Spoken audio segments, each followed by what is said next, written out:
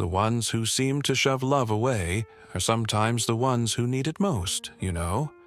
It is a story of second chances, and how a chance meeting can change everything. The clammy shelter walls reverberated with muffled barks and whines. Volunteers flitted in and out of kennels, cleaning and feeding the dogs. But in the back corner of the shelter, one dog was quiet. Her name was Bella. Bella, a golden retriever mix, was curled in the corner of her kennel. Her once bright coat was dull and tangled. Her eyes were dull, blankly trained in front of her. Bella had not eaten a single bite since arriving at the shelter weeks ago. Physically, she was fine, but emotionally, she'd cut herself off, lost in a world of her own. The shelter staff did everything they could. Creaky, high-expected piano music, extra play, another dog in her room. Yet nothing reached Bella. Rachel had a soft spot for Bella and volunteered to do her hair. Each morning, she quietly sat outside Bella's kennel with her books or just being there. But Bella remained still. Rachel sighed and slid in another untouched bowl of food. "You, sweet girl, have to eat, please." But Bella didn't move. Days stretched into weeks, and anxiety mounted. Rachel knew that dogs who stop eating seldom last long. On one rainy afternoon, the shelter bell rang. A man in his late 30s came in, shaking off his coat. "Hi, can I help you?" Rachel asked. He smiled gently, just looking. Thinking about adopting, Rachel nodded. "Feel free to look around." The man walked by barking dogs, but none caught his eye. Until he saw her, Bella. He knelt beside her kennel, placing a hand on the metal bars. "What's your story?" Bella slowly lifted her head. Rachel froze. She had never witnessed Bella react to anyone. The man didn't speak further. He just sat there, still and silent. Minutes passed. Bella shuffled forward slowly, her nose quivering. Rachel's eyes widened. "I can't believe it." The man smiled softly. Sometimes they just need someone to listen. Bella leaned her head softly against the bars. And then, for the first time in weeks, hope arrived. It takes just one moment, one spark to start a new chapter. The shelter buzzed with the leggy sounds of barking dogs volunteering cavity. But at Bella's kennel, time appeared to stand still. The man sat there quietly next to the metal bars, watching as the lady approached. Bella laid her head in front of the bars and raised her eyes to his cautiously. Rachel watched at a distance, disbelief and hope swirling in her chest. She started to approach, but hesitated, not wanting to break this nascent bond she sensed forming between the man and Bella. "Her name's Bella," Rachel said quietly. "She's been this way since she arrived. No one, and I mean no one, has been this close to her." The man nodded slowly. His eyes were fixed on Bella. "Bella, that's a beautiful name." He leaned back a little, so as not to scare her. "My name's Mark." At the sound of his voice, Bella's ears twitched, but she didn't pull up. Mark paused, letting the moment hang after the silence. Minutes passed. Rachel broke the silence. "Do you want to spend a little more time with her? I can open the kennel." Mark looked at Rachel, a flicker of doubt in his eyes. "If you think she's going to be all right with that," Rachel nodded. "I believe you are her only opportunity." Rachel slowly unlatched the kennel door and cracked it open. Bella didn't flinch. Mark tentatively entered, sitting cross-legged on the chilly floor, maintaining his distance. He took a small dog treat out of his pocket, one that he had picked up at the front desk, and laid it on the ground. Bella inhaled but did not move. Mark didn't push. He simply waited. Moments stretched into long, silent minutes, and then slowly, Bella held out her neck and sniffed the treat, Rachel waited with bated breath. Bella held the treat in her mouth and nibbled. Rachel gasped softly. "She's eating. She hasn't eaten anything since she arrived here." Mark smiled weakly but warmly. "It just takes a little patience sometimes." After weeks of barely moving forward, Bella took a small stride, burning some of the distance separating her from Mark. She didn't entirely trust yet, but something inside her had shifted. As the day progressed and volunteers completed their duties, the shelter began to quiet. But Rachel stayed close, watching a fragile bond develop. Mark sat quietly, speaking softly to Bella on occasion. He never attempted to put his hands on her body, aware that trust was not something that could be hastened. Bella had moved closer and put her head on her paws. Her breathing was steady even. Rachel walked over, speaking softly. "We close soon, but would you consider coming back tomorrow?" Mark glanced down at Bella, then up at Rachel. "Yeah, I think I need to." Rachel smiled, a wave of relief rushing over her. "Good. She needs you." He rose, slowly so as not to alarm Bella. "I'll be back. First thing." When he left, Bella didn't retreat to her corner. She lingered near the front of the kennel and watched him go, a tiny but significant gesture of trust. Hope bloomed in Rachel's chest as she whispered the question to herself. Perhaps this is her second chance. "You build trust slowly in moments," he wrote. "But once it starts, it can save even the most grievous wounds." As the morning sun bathed the shelter in a soft glow, Mark parked his car. Today, the weight in his chest felt lighter, though he couldn't say why. He took his coat off as he stepped inside, where he was met with the familiar bustle of barking and volunteers hustling through the work. Rachel smiled and looked up from the front desk. "You're back, right on time." Mark gave a small smile. "I said I would be. How's Bella?" Rachel's smile softened. "She spent the whole night right at the front of her kennel. Didn't retreat once. That's a first." Mark nodded, a cautious swell of hope in his heart. "Can I see her?" Rachel waved toward the kennels. "Go ahead. She's been waiting."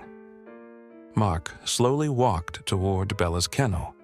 Bella perked up the moment she saw him.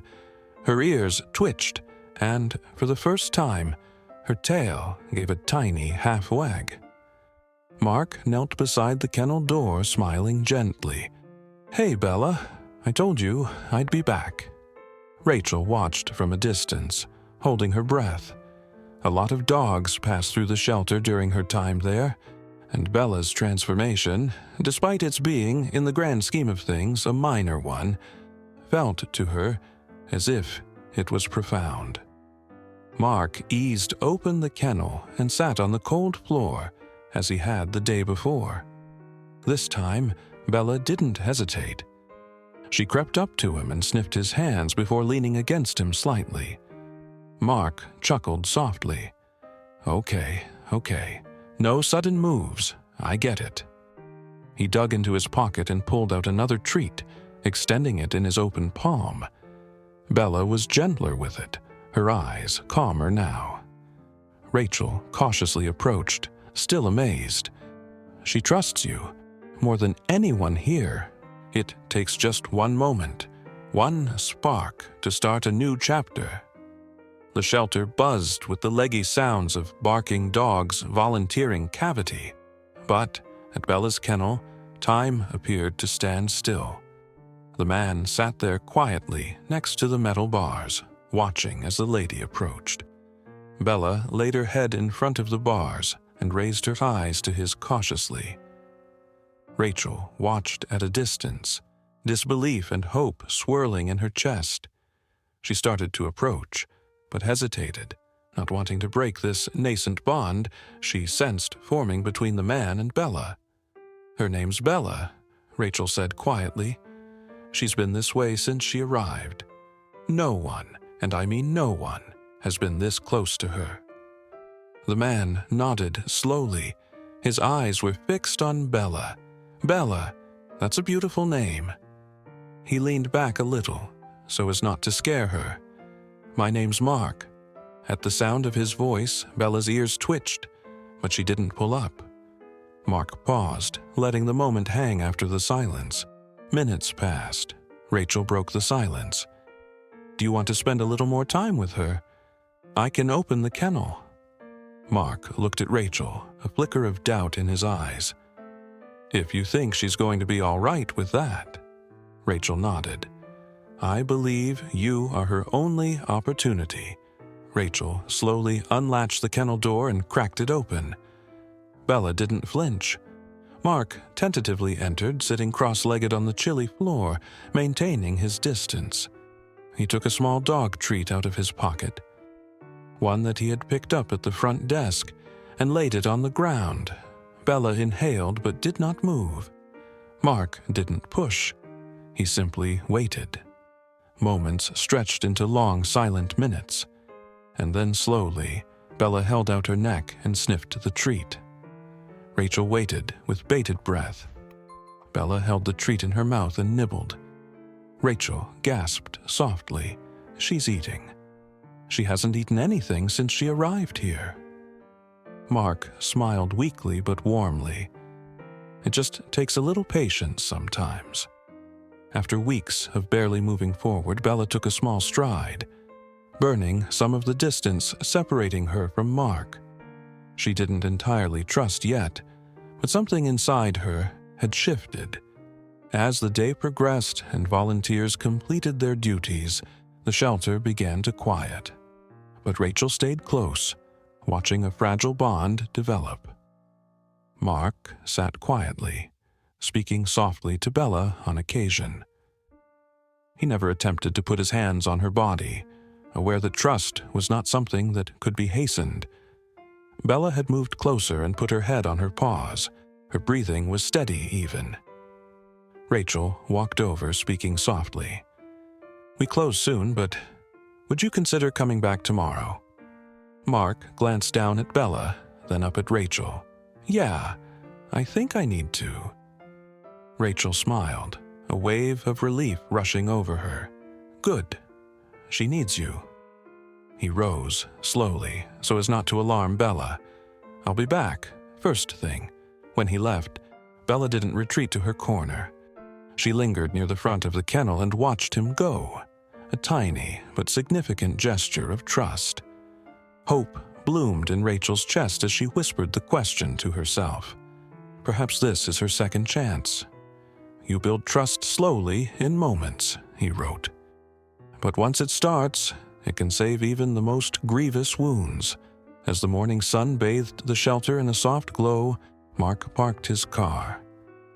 Today, the weight in his chest felt lighter, though he couldn't say why.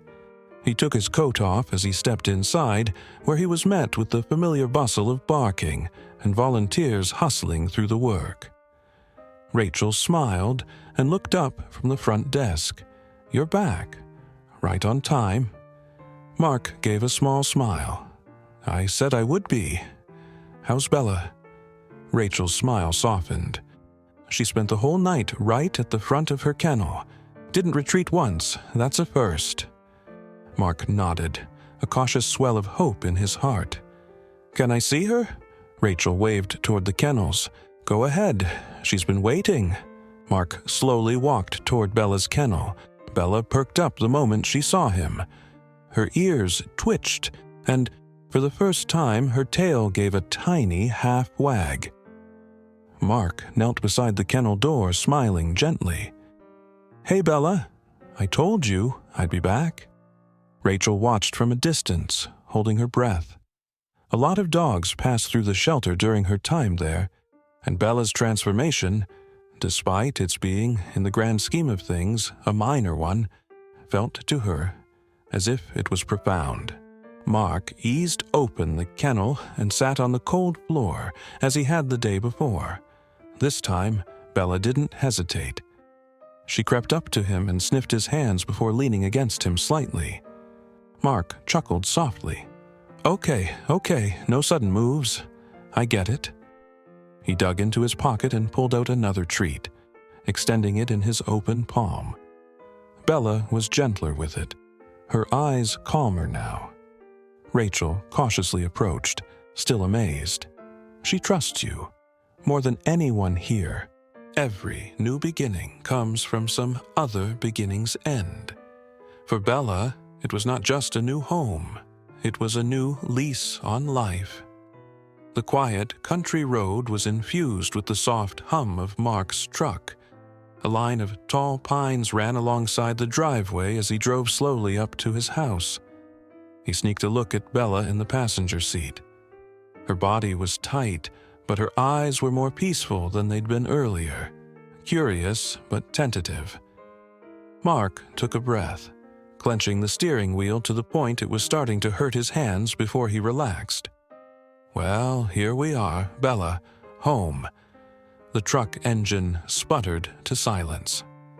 After a moment, Mark got out and walked around to open Bella's door gently. Her paws stayed planted on the seat as she hesitated. Mark crouched to her level. "It's okay, no rush. Take your time." Bella sniffed the air, scents of pine, earth, as well as distant wildlife carried up to her. Gradually, one paw touched the gravel, and then another. She cautiously stepped outside, sniffing the air as she took in the unfamiliar setting. Mark smiled softly. "That's it. Good girl." They climbed the creaking wooden steps of the porch. Mark opened the front door a few inches to feel the heat pouring out. The air smelled of dusty wood, a touch of pine cleaner, and last night's coffee. Bella froze at the threshold. Mark paused, turning back. "Hey, it's safe. This is your home now." Bella made her way slowly through the doorway, paws clicking softly on the hardwood floor. Her head turned slowly, surveying the silent living room. A cushy sofa covered in a wool blanket, shelves filled with books, and a brick fireplace with ashes from the previous evening's fire still faintly smoking. In the corner, a thick, fuzzy dog bed rested next to a ratty armchair. Bella tentatively sniffed it, then walked in circles 2 times before slowly laying down inside. Mark looked at her, a silent smile playing on his lips. "Yeah, that looks like your spot." He went into the kitchen, came back with a fresh bowl of water and a small dish of soft food. He didn't say a word, just set them down gently and waited. Bella raised her head, looking at what was being offered, and for a moment she held still, and then slowly, gingerly, she pad over and started to eat. Mark let out a breath he hadn't known he was holding. That night, Mark started a fire in the old fireplace. Crackling wooden embers filled the darkness with flickering shadows. Mark opened a book and settled into his armchair, but found his eyes straying to Bella. She was curled up on the dog bed, eyes half closed, ears flicking occasionally at the sounds of the fire. She wasn't comfortable, not yet, but she wasn't rigid either. It was progress. Mark leaned back and let the warmth settle into his bones. "We'll figure this out, together." The wind rustled outside through the trees, but inside, a tentative peace began to settle, a promise of healing, of second chances. Bella caught her breath and, somewhat for the first time in what seemed like an eternity, fell into a relaxed sleep. Mark stood over her watchfully, aware that this was only the first step. Healing doesn't happen in one moment. It's a slow unfurling, first in quiet mornings, then small victories. Bleary-eyed, the first traces of dawn filtered through the flimsy curtains. Let it be known that the golden rays would greet the ruined house first. The house was quiet. The only noise, the crackle at the edges of the dying fire in the fireplace. Mark started awake in his armchair, the heat of the fire still thick in the air. His eyes fluttered open, instantly searching for Bella. There she was, tucked in, curled up on her dog bed, her chest rising and falling as she slept deeply, peacefully. It was the first occasion Mark had ever witnessed her truly relax, tension absent from her body. His smile warmed into a softer version of itself. Mark got up quietly, not wanting to wake her. He made his way into the kitchen and brewed a fresh pot of coffee. The heady smell of it, combined with the light whiff of wood smoke, permeated the house. He stood against the counter drinking his coffee and allowed the morning calm to surround him. Bella peered up, blinking in the soft light. Her ears flicked at the sound of birds outside, a mile away. She yawned and stretched out her legs tentatively, then slowly raised herself up to her feet. Mark saw the motion and said gently, "Morning, Bella." Bella's gaze met his. This time, no fear, just silent curiosity. She padded soft-footed into the kitchen, her nails clicking lightly on the floor. Mark opened a cupboard and took out a fresh bowl of food. He crouched and laid it on the ground. Hungry? Bella paused for only a moment before taking a step. She started eating, not crazily, but with steady, serene bites. Mark observed in silence, a great sense of relief washing over him. Good girl. After breakfast, Mark wanted to take Bella into the backyard. Farms and farms and farms clustered around him, buildings at odd angles among rows of trees, and the morning air was crisp, and the leaves whispered the approach of autumn. Mark guided Bella to the back door and slid it open slowly. She paused on the threshold, eyes flickering back and forth between the open yard and Mark. He crouched beside her. "It's okay. Let's check it out." Bella slowly walked out the door. It felt odd under her paws, the cool grass. Sniffing the air carefully, she inhaled the scent of pine and distant flowers. A gentle breeze stirred her fur. He gave her space while she ventured out slowly, each step more confident than the one before. She paused near a small tree, sniffed around the base, then headed back toward the edge of the yard, ears raised. He smiled. "That's it. Just take it slow." Bella faced back toward him, something flashing in her eyes. Was it trust? Later that morning, Mark parked himself on the porch steps, a second cup of coffee in hand. Bella was lying in the grass nearby, her body sinking into the supple sun. In one day, how things had changed, Mark noticed her.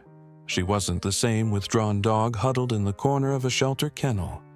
She was starting to heal. Mark leaned back and let the sun warm his skin. "We're going to be all right, Bella. One day at a time." Bella wiggled a bit and laid her head back on her paws. And in that moment, enveloped in silence and wrapped in warmth, Mark knew they had each made their first real step forward. Sometimes the shadows of the past do follow us, even into the light. But it is how we confront them that will define our future. The days passed in Mark's home, soft and sometimes indistinguishable, habitual. Bella was settling in, slowly but significantly. Her steps became steadier, her tail wagged a bit more freely, and she started snooping around the house with curiosity. But progress was always tortuous and never a straight line. It was a cool afternoon, and Mark took Bella on a longer walk than just out in the yard. He took hold of the leash and jingled it gently. Bella's ears perked, but she hesitated. Mark knelt beside her. "Just a short walk, Bella. Nothing scary, I promise." After a while, Bella crept closer, letting him fasten the leash onto her collar. They got up from the porch and walked a small path into the woods behind the house. The trees were silent, tall, and their arms moving in the wind. Bella explored underfoot, sniffing the strange ground, and Mark wandered, delighted by nature's quiet beauty. It was settled, for a time, until it wasn't. there was a distant, jarring crack in the woods, the sound of something heavy breaking a branch. Bella turned to stone, her body stiffening.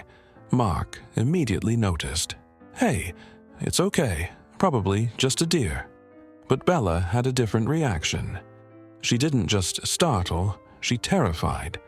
Her tail tucked in tight, her legs quivering. Mark kneeling next to her, putting a steadying hand on her shoulder. Hey, it's all right. I've got you." But Bella started to breathe faster. She started to pull on the leash, wanting to get away. Mark, realizing the situation, turned back. "Okay, we're going home." He delivered Bella back toward the house, taking things slow to keep her calm. With each step away from the woods, her panic seemed to be lifted. As soon as she got in, Bella backed up to her bed to curl back. A slight tremor ran through her body, sending daggers into Mark's heart. He knelt beside her. "You're safe here, Bella, I promise. No one's going to hurt you." But Mark felt like Bella's fear was about something more, something in her past. That night, alone in his darkened and quiet house, Mark sat by the fireside, watching the flames flicker.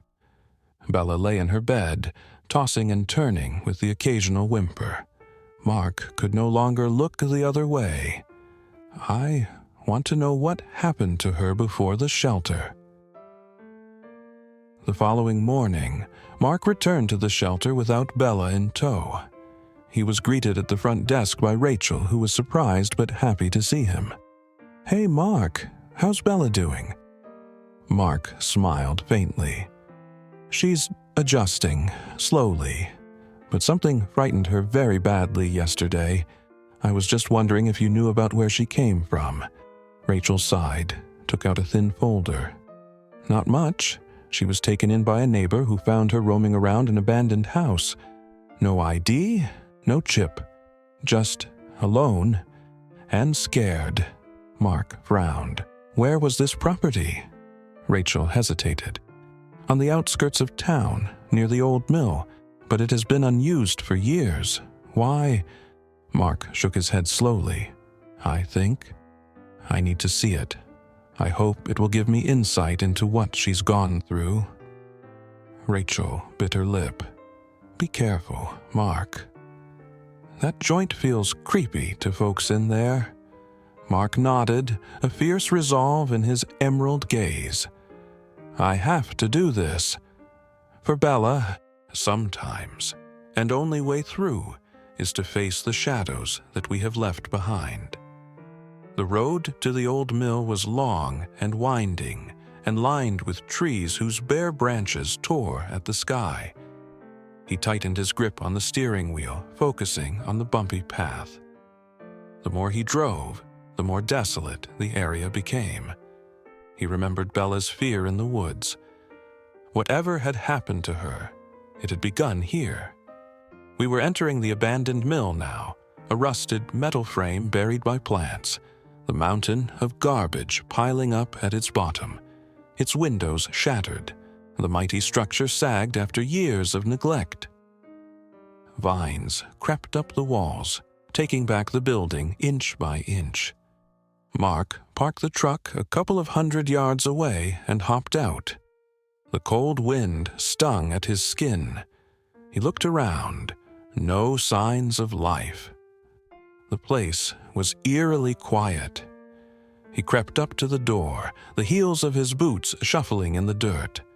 He shoved the creaking metal door open and was met with darkness and the faint smell of damp wood and rust.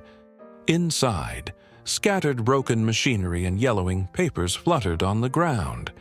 Mark deftly stepped over debris, flashing his light into the dark. Then he saw it. Scratches on the walls, deep, wild claw marks, big enough for no small creature. His stomach tightened. Bella was here. Deeper inside, he discovered a cage, old and rusted. Its door was ajar, the metal carbonized and bent outward as if pried open. Mark knelt beside it, his hand brushing against the cold steel. The floor around it was slick with dark, old stains and shredded fabric. He murmured to himself, "What the hell did they do to you here, Bella?" All at once, there was a faint noise in the building, the distant creak of metal. Mark jumped to his feet, heart racing. "Hello?" Silence. The broken windows howled with the wind, but Mark could not shake the sensation of being observed. He figured it was time to leave. As he began to leave, something caught his eye, a symbol carved into the wall. It was faint but purposeful, a circle with spindly lines drawing through it, a mark of ownership, a warning. Mark took a quick shot with his phone. This, whatever it was tied up in Bella's past. And now, it was in his story as well. The ride home was fraught with tension. Questions and theories raced through Mark's mind. Who had kept Bella there? And why? As he pulled into the driveway, he looked up to see Bella watching him from the window. Her ears perked up, though a nervous flicker crossed her eyes. He walked inside quietly, Mark. Bella walked up to him, sniffing his clothes. A reminder of the old mill still clung to him. Mark crouched down beside her and put his hand gently on her head. "I went back. I saw where you came from. But you're safe now, I promise." Bella nuzzled into him, a quiet whimper in her throat. Mark wrapped his arms around her, all too aware of the heaviness of their mutual history. But he knew one thing for certain. The person who had hurt Bella wasn't done, and neither was he. The past leaves footprints that not even time can wipe away. At times, all you can do is follow them to the truth. That night, Mark couldn't sleep. Image after image of the derelict mill played over and over again in his mind. The claw marks on the walls, the rustic cage, the weird symbol carved on the wall. He let his mind circle round and round to one question. Who did this to Bella? Bella was curled at his feet, twitching slightly in her sleep, soft whimpers escaping. Mark bent down and softly stroked the back of her neck. "You're safe now, Bella. You have no idea how much I will fight to protect you. I will never let anyone hurt you again." But even as he said it, doubt chomped on him. Was she truly safe? Was he? By morning, Mark had made a decision. He was not the sort who could wait for the answers to come to him. He had to find out what that symbol was and who had used that mill. He grabbed his coat, took out his phone, and started doing some research. Days of searching brought him to local forums and archives. The symbol, a circle divided by serrated lines, was linked to an underground operation engaged in the illicit trafficking of animals. They spoke in hushed tones of secret sites being utilized for training and experimentation. Places like the old mill. Mark clenched his hands into fists. Bella was part of this. He reclined, rubbing his eyes. To know was not enough. He had to intervene. Suddenly, his phone buzzed. An unknown number. Hesitant, he answered. "Hello?" A distorted voice spoke. "Stay away from this. You have no clue what you're signing up for." Mark's heart pounded. "Who is this? What do you want?" The line went dead. Bella raised her head, as if attuned to the tension. Mark stared at his phone. This was no longer just about Bella. Mark knew he needed help. A retired detective, Rachel had told him, who occasionally volunteered at the shelter, Tom Grayson. He was the one, if anyone, who could discover more. Mark drove to Tom's tiny cabin on the outskirts of town. The older man who answered was sharp. His eyes narrowed as Mark told him everything. Tom fell back in his chair and sighed. "That symbol, I recognize it from somewhere years ago. It's not only trafficker animals, they use animals for sinister purposes. Fights, experiments, You do not want to mess with these people." Mark shook his head. "I can't walk away. They hurt Bella, and they'll hurt others." Tom regarded him for a beat, then settled into a slow nod. "All right, but if we're going to do this, we're going to do it carefully. You said they called you? They know you're digging.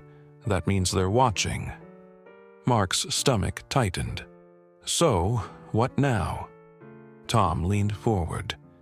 "Now, we get them before they get you." Mark locked every lock and window in the house that night. Bella stayed just behind him, eyes popping. He crouched beside her. "I won't let them take you. Not now. Not ever." But, well outside the safety of his walls, something was already moving. The people who had hurt Bella weren't done, and they were closer than Mark knew. If the enemy fights in the shadows, each second of silence is a threat. The night felt heavier than most, and enveloped Mark's house with an uneasy silence. Every creak of the old floorboards, every gust of wind rattling the windows, felt amplified in the quiet. He stared at a picture of the symbol on the mill wall on the kitchen table. It gazed back at him like an unblinking eye. Bella lay at his feet, head on her paws, but her ears perked at every distant sound.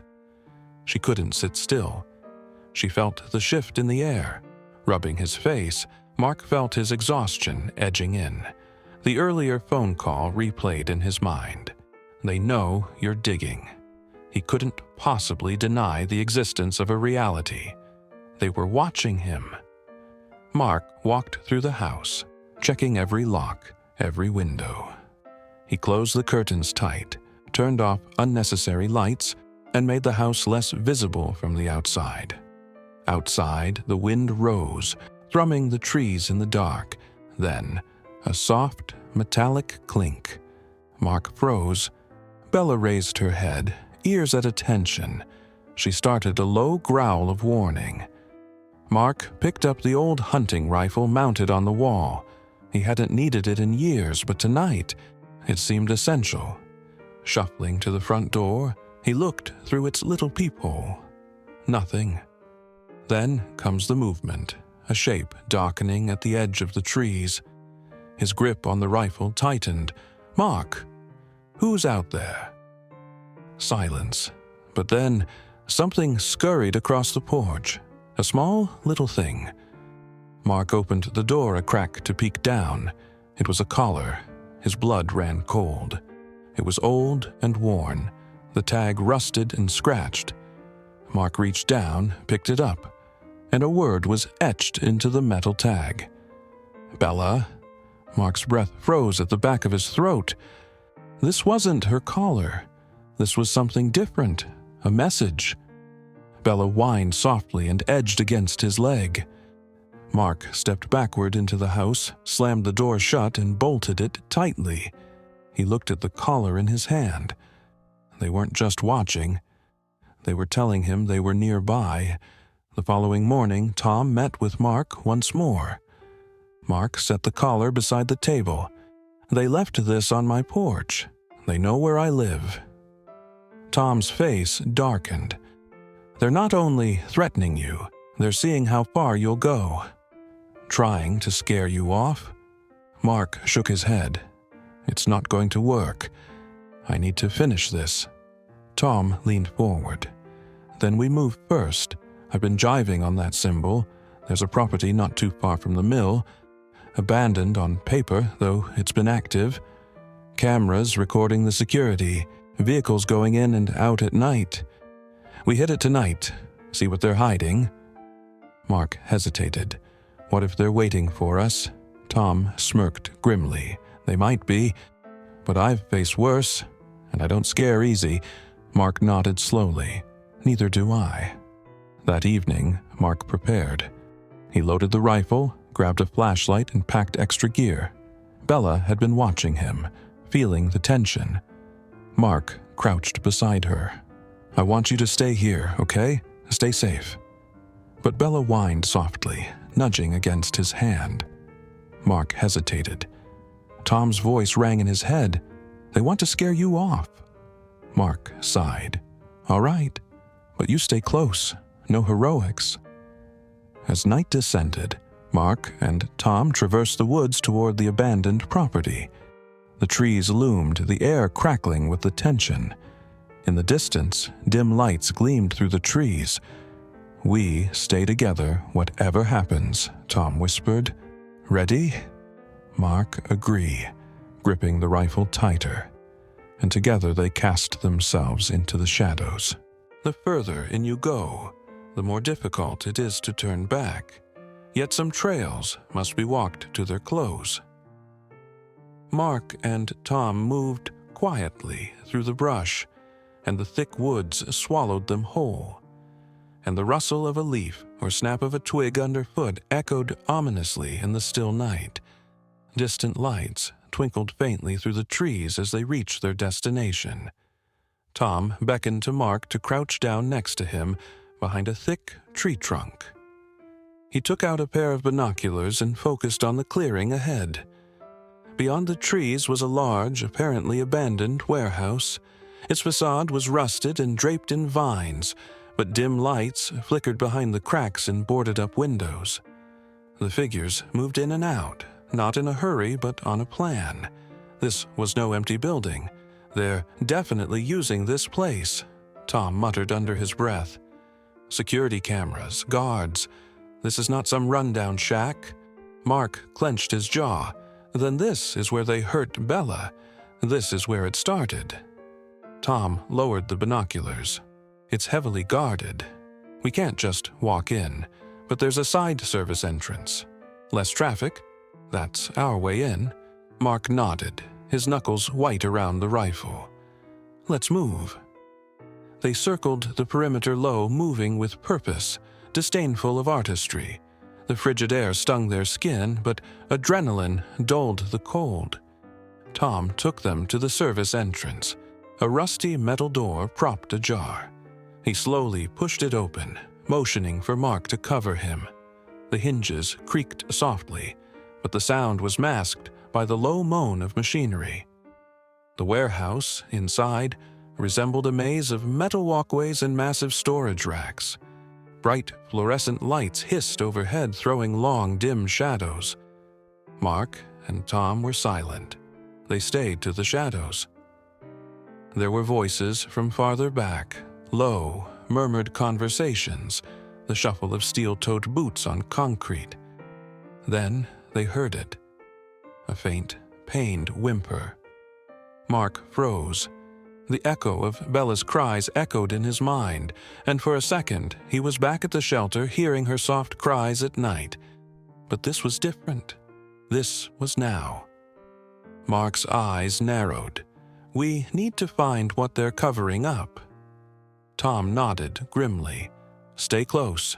They navigated a maze of hallways and corridors until they arrived at a large, somewhat dark room. Mark looked through the gap in the door, and his stomach turned. Cages lined the walls, each one packed with terrified, malnourished dogs. Some barked feebly, others barely raised their heads. But it wasn't just the cages. There were medical tables, strange equipment, and more of that ominous symbol painted on the walls. Tom cursed under his breath. "It's worse than we thought. They are doing experiments on them." Mark tightened his grip on the rifle, his voice lowered but firm. "We can't let this continue. We have to stop them. Now." Tom nodded. "First, we need evidence, photos, proof to take them down. Then we get those dogs out."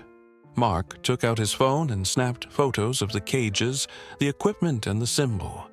Each one was a dagger twisting in his chest. Then the sound of footsteps. Someone's coming. As two guards entered, casually chatting, they ducked behind a stack of crates. One of them laughed, tapping the side of a cage. "Boss says we're driving out the new batch tomorrow. Better keep them quiet." Mark's blood boiled. "Moving them where?" Tom leaned in closer and whispered, "We need to find out where they're taking them. If you move them, we lose them." Mark's mind raced.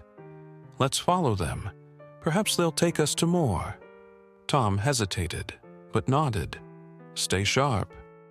Mark and Tom followed the guards through twisting hallways, further into the warehouse. The walls became colder, the air denser. Finally, they stopped in front of a heavily guarded room.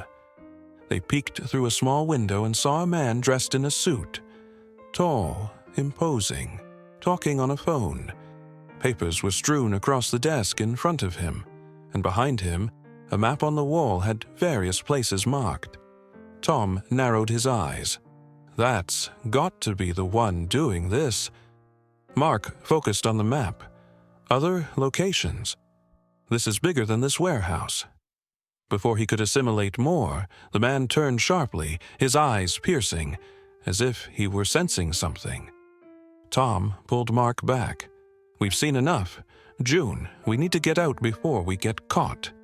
But as they turned to leave, they heard the unmistakable click of a gun behind them. "Going somewhere," said a cold voice. "When you are in the lion's den, there is no option to run, only survive." The cold steel of the gun pressed into Mark's back, a chill that went deeper than the chilled air that surrounded him. Tom raised his hands slowly, eyes focusing on the dark figure behind them. The dull overhead light illuminated a guard, stoic, armed and wholly unconcerned by their presence. "Turn around, slowly," the guard barked. Mark and Tom exchanged a look, each assessing in silence what their next move would be. They slowly turned to look at their captor. 2 more guards stepped from the shadows behind him, weapons raised.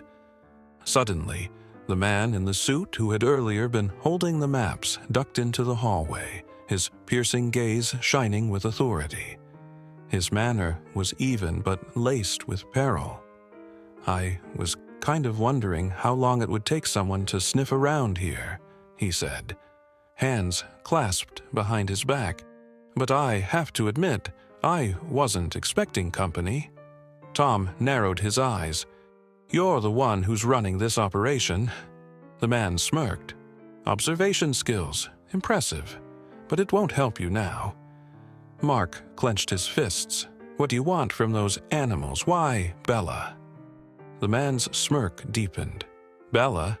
Ah, yes. One of our projects. She had a higher calling. A shame she escaped. But in the larger picture, she could be swapped out." Mark's heart pounded. Anger boiled under his skin. "You're wrong. She's not a project. She's not property." The man leaned a bit more forward. "Is that so? Then why are you here? So you are risking your life for an animal?" Tom stepped forward slightly. "Because we aren't going to let you off the hook." The man stood up and signaled to the guards. "Take them below. If they're so desperate to know, let them see what's coming." As Mark and Tom were led down a metal staircase into the bowels of the facility, the cold air turned even colder. The air was damp and the feeble hum of machinery ricocheted off the concrete. The guards pushed them into a big underground room. Mark caught his breath in his throat. Larger, reinforced cages lined the walls. These were not like those upstairs. In those eyes were creatures unlike any Mark had ever seen. Their eyes glinted dimly in the murk, and their bodies, crooked, unnatural, writhed. "What in the hell?" Tom said, muttering under his breath. The man in the 3-piece suit stepped into the room with his arms open. "Hello, progress, gentlemen. It is here, where science meets necessity. These aren't just animals. They're engineered. Stronger, faster, smarter. Perfect for our needs." Mark's stomach turned. "You're creating monsters." The man chuckled. "Monsters? Number tools, weapons, controlled evolution. And Bella? She was the prototype." Tom gritted his teeth. "You're insane." The man shrugged. "Visionary, perhaps. But alas, visionaries are sometimes lost on this generation. Which brings us to you two. I I can't have you interfering." He turned to the guards. "Dispose of them, but make it seem like accidental." Mark's head swam as the guards approached. This can't be the end. Then, a sudden, piercing alarm rang out through the facility. "Intruder alert." Sector 4. The man in the suit froze, his coolness slipping. "What?" One of the guards scrambled for his radio. "Sir, someone! They've broken through the perimeter." Chaos erupted. Mark and Tom took advantage of the distraction. Tom dove for one guard, shoving the gun away. Mark picked up a piece of metal long enough to go with and hit another guard. "Run!" Tom shouted. They raced through the pandemonium, zigzagging between a labyrinth of cages and metal doors. Sirens screamed, and red lights stained the corridors. All Mark thought about was Bella. They had to end this. Mark and Tom burst into a control room. Monitors blinked, displaying various parts of the facility, including the cages and outside grounds. Tom scanned the screens. "Look, they're attempting to relocate the animals. They're evacuating." Mark's gaze was fixed on one screen. One showed a transport truck unloading cages.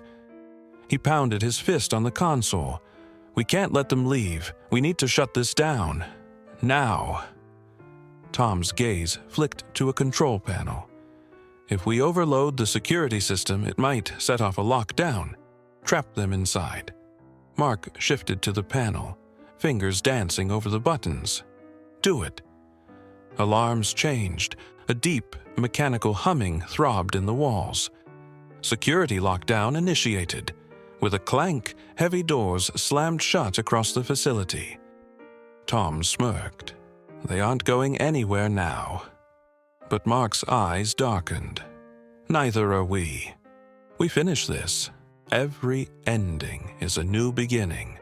But in order to create it, you first have to break the dark. The facility creaked beneath the pressure of the lockdown. Heavy steel doors slammed shut, alarms blared, and red emergency lights gave every surface a sinister glow. Inside, panic and confusion thickened the air, now suffocating. Mark and Tom dashed through the mayhem, avoiding guards rushing to contain the situation. Mark's mind was laser-focused. End this. Save them. They arrived in the central control room, the operations brain. Rows of computers and screens showed every inch of the facility. Cages, guards, and panic-stricken scientists scrolled across the screens. Tom scanned the controls. "If we blow the main power grid, it opens every lock in this place. Those animals will be free." Mark nodded. "And it's going to cripple their entire system. Do it." Security locks were no issue for Tom, who worked quickly. The system struck, but Tom was quick, and the sparks flew.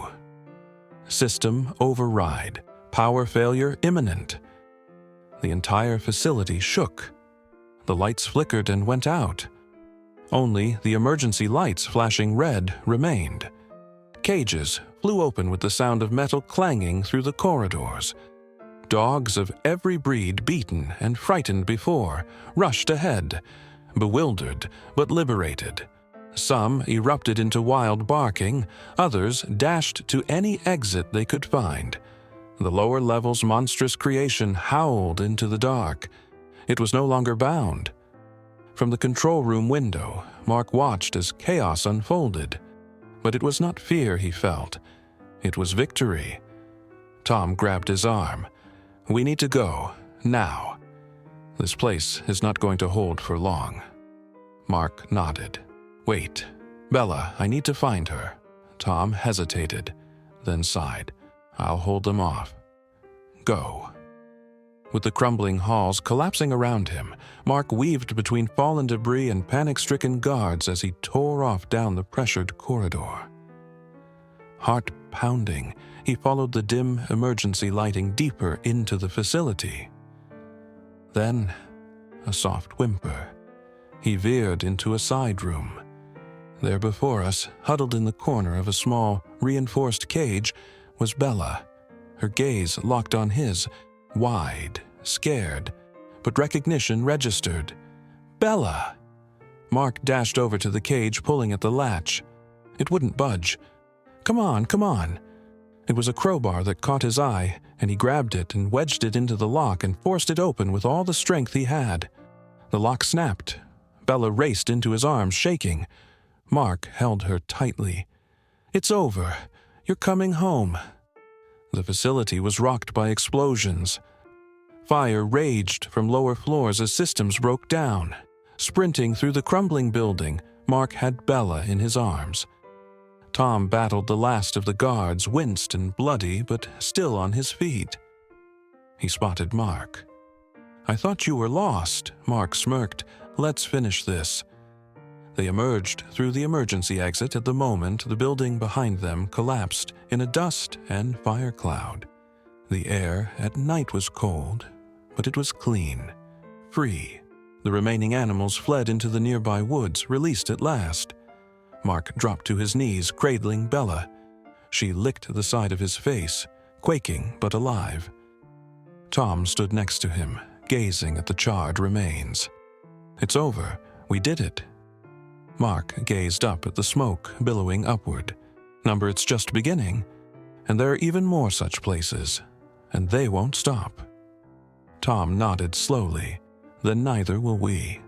Weeks later, the forest started to come back. Under this bounty, the scars of the facility faded away.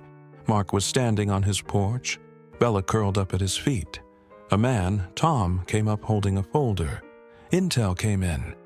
There are other facilities, smaller but equally dangerous.